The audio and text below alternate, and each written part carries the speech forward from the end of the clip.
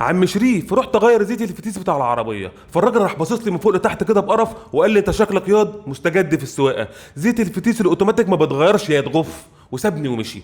فالكلام ده صح ولا الكلام ده غلط؟ بصوا بقى يا جدعان، احنا هنرجع بالموضوع خالص من الصفر. موتور العربية مسؤول عن توليد الطاقة اللي هتحرك العربية، بس هو ما بيعرفش يحرك العربية. فبعد ما يولد الطاقة دي يروح مسلمها للجيربوكس، يقول له خد يا عم الجيربوكس الطاقة ديت طلعها لنا للعجل عشان نحرك الاوتوموبيل بتاعنا. الجيربوكس ياخد الطاقة دي ويطلعها للكباري انه الكاوتشات اللي قدام لو العربية جر امامي، او لعمود الكردان والكورونا لو العربية دفع خلفي.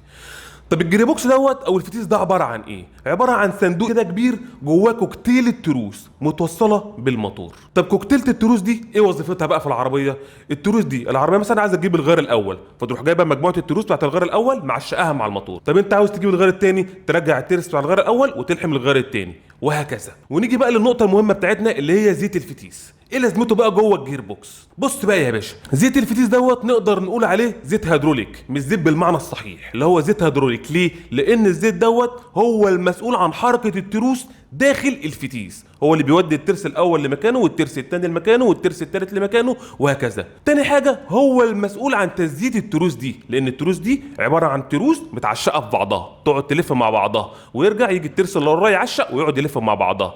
فهو المسؤول عن تزييت التروس ديت عشان ايه؟ عشان لما تعشق مع بعض ما يحصلهاش تآكل. فهيحصل ايه بقى لو حضرتك استهيت على زيت الفتيس ده وما غيرتوش او نفضت لغير زيت الفتيس دي؟ ايه اللي بيتم؟ الزيت ده بيبتدي يفقد خصائصه الكيميائيه، اللي هي بدل ما بيقعد يزيب بقى بين التروس عشان ما تاكلش في بعضها، التروس لا كده بتبتدي تاكل في بعضها. فبيحصل ايه بقى ناتج تآكل التروس ديت؟ بيحصل رايش، فيبتدي بقى الرايش يكتر جوه الفتيس. الرايش لما يكتر جوه الفتيس يسد المسارات اللي بيمشي فيها الزيت عشان خاطر يودي الترس ويرجع الترس وحركه النقل والقصه دي. فتيجي بعد كده يا باشا تنقل بالعربيه تديها دي، تيجي من الاول والتاني تروح ديب مديها خبطه كده، او تجيب المرشدين يروح الفتيس ديب مرزع معاك. اول ما الفتيس يرزع معاك يا باشا تروح جاري على الميكانيكي يقول لك بس يا باشا احنا هنغير زيت الفتيس. تقوم زي الشاطر منزل زيت الفتيس ومطلع زيت فتيس جديد، هوبا يومين ثلاثه والفتيس يتدشمل منك. فايه بقى خطوات تغيير زيت الفتيس؟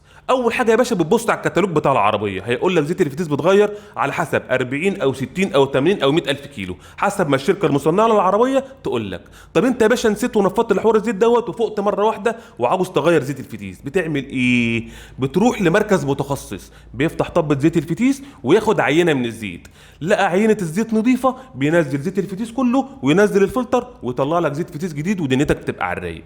طب اخد عينه من الزيت لقى فيها نسبه ريش قليله مش نسبه ريش كتيره، هنا بقى في اختلاف في مدرستين. ناس تقول لك لا يا باشا مشغل لك زيت الفتيس وامشي بيه لحد ما الفتيس يتكسر، او ننزل لتر لتر، يعني ننزل لتر ونطلع لتر، ننزل لتر ونطلع لتر لحد ما الفتيس ينضف خالص ودنيتك تبقى ماشيه. والطريقه دي 50% بتنجح و50% ما بتنجحش، انت وحظك. او ياخد عينه من زيت الفتيس يا باشا ويلاقيها كلها رايش، في الحاله دي اوعى تغير زيت الفتيس وامشي على الفتيس بقى يا باشا لحد ما يجيب اخره ويتكسر. يجي واحد تاني يا باشا بقى يقول لك طب ما في فتايس سي في تي ما فيهاش تروس من جوه. لا يا باشا، ما السي في تي في بكرتين جوه وفي بينهم سير حديد، والسير ده رايح جاي والبكره تعلى والبكره تصغر وبكره تعلى وبكره تصغر، بيحصل برضه نفس التآكل ونفس الرايش لو انت ما اهتمتش بغيارات زيت الفتيس في ميعادها. اهم حاجه بقى وانت بتنقي زيت الفتيس ما تروحش عند اي واحد عشوائي كده يغير لك زيت الفتيس، وزيت الفتيس الاوتوماتيك الاربعه غيار غير فتيس الاوتوماتيك السته غيار غير زيت الفتيس بتاع السي في تي. فحافظ على فتيس عربيتك وامشي على مواعيد جدول الصيانه، وان شاء الله الدنيا تبقى تمام وزي الفل ومفيش اي حاجه.